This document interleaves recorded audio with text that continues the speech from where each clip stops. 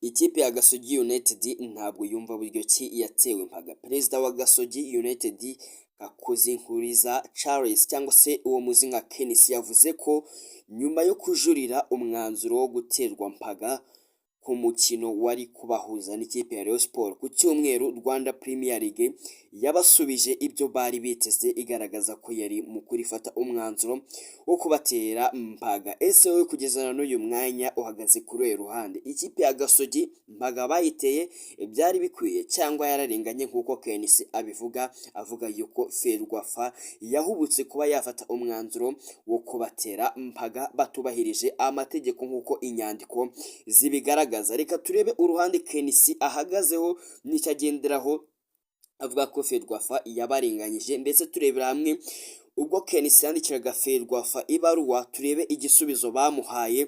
Ndetse abo bita Kenis muramuzi nawe simvugwa rimwe rwose, akomeje rwose kwataka avuga yuko barimo babarenganya. Gasogi United yahanishijwe mpaga y'ibitego 3 n'amande ya miliyoni 2 z'amafaranga y'igihugu cy'u Rwanda nyuma yo kubura ku kibuga cya Stade Amahoro ku mukino w'umunsi wa 25 wa Rwanda Premier League wari kuba kuwa 22 Werurwe 2026.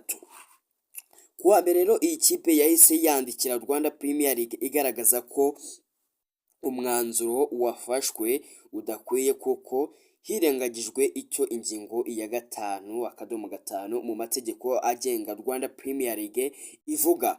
Mu kiganiro rirarashe cya Radio TV1 cyo kuri uyu wa kane, Kenis yavuze ko bakiriye igisubizo cya Rwanda Premier League ku mugoroba wo kuwa gatatu, ariko batunguwe nuko basubijwe ndetse rwose bibakora ku mutima. Ati ibyo yasubije nibyo n'ubundi twari twiteze kugira ngo tubikomerezeho mu kujurira kwacu, bababwira yuko mpaga babateye yari ikwiye ndetse nta ruhande rubi bari bahagazeho. Rero umuyobozi wa Gasogi United ariwe Kenis yagaragaje ko n'ubundi urwego rutegura shampiyona y'icyiciro cya mbere Rwanda Premier League rufite ibihanga mu buryo rwubatse, koko nubwo mu mategeko yarwo yavugamo ubunyamabanga ntabwo rugira. Ati Ferwafa ireba kuko iyo ivuze ngo wandikira ubunyamabanga bwa Rwanda Premier League ntabwo igira, ni ukuvuga ngo andikira ikintu kitariho. Yongeyeho ati nta bunyamabanga igira, ifite inama y'ubutegetsi n'umuyobozi mukuru wandikira Rwanda Premier League.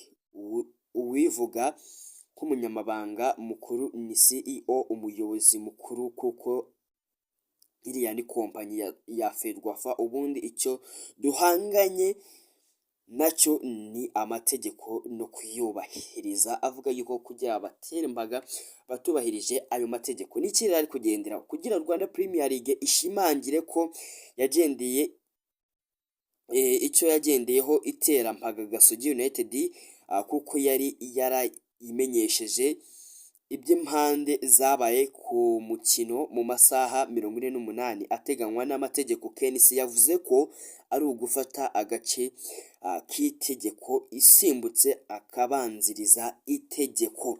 Gasogi United rero ntiyumva uburyo Rwanda Premier League ireba kuri iyo nteruro, nyamara iyibanziriza iteganya ko kugira ngo ikipe isabe guhindurirwa umukino igomba kuba yarabisabye imbere y'iminsi 5. Ati ibisabwa bya mbere by'iminsi 5 byarubahirijwe.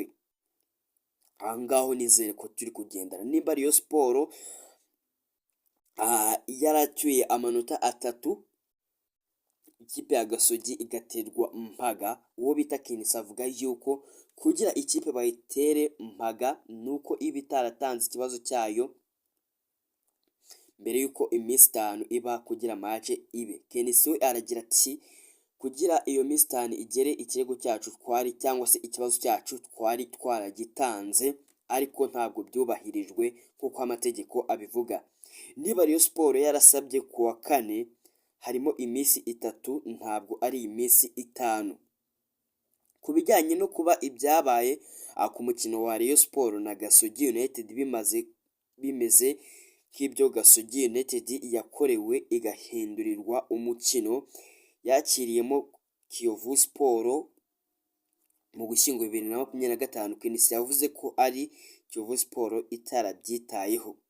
Ati reka mbabwire ni uburenganzira bwa Kiyovu iyo wenda iza kubahiriza ndetse no kuburana byari gukurikizwa, reka tubifate gutyo. Amategeko ya Rwanda Premier League ateganya ko uruhande rutishimiye icyemezo cy'ubunyamabanga bukuru rwandikira komisiyo ishinzwe amarushanwa ya Ferwafa mu masaha 24 uhereye igihe bashyikirijwe icyemezo. Aya mategeko ateganya kandi ko komisiyo igomba guterana bitarenze amasaha 48 ihereye igihe yakiriye ubwo busabe kugira ngo ifate umwanzuro ushingiye ku mategeko agenga amarushanwa. Ni mu gihe ingingo isoza igira iti icyemezo cya komisiyo ni intanduka kandi ntigishobora kujuririrwa. Kenisi we kugeza hano uyu mwanya avuga yuko Gasogi yarenganye. Ese wowe uhagaze ku ruhe ruhande? Duhure muri komenti ndetse no mu bindi biganiro biri buze gukurikira iki ngiki. Ciao ciao.